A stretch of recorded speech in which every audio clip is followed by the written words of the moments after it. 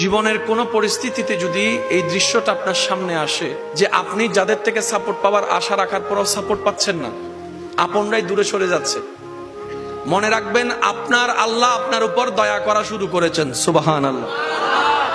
ওই বিপদ থেকে আপনি যাদের সাপোর্ট নিয়ে উঠতে চাচ্ছেন, রব চাচ্ছেন আপনাকে কেউ না করুক সাপোর্ট, আপনার আল্লাহই স্বয়ং আপনাকে সাপোর্ট করতে চাচ্ছে বলেই মানুষকে দূরে সরাই দিচ্ছে। সুবহানাল্লাহ।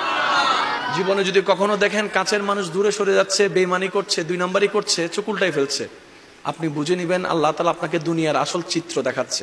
আপনি যেন বুঝতে পারেন আপনার আপন বলতে আল্লাহ ছাড়া, আপনার আপন বলতে আপনার নবী ছাড়া আসলে আর কেউ নাই, আসলে কেউ নাই, আসলে কেউ নাই। আপনার ভালোবাসার অধিকার পাওয়ার একমাত্র আল্লাহর আছে, স্রষ্টা হিসেবে নবীর আছে।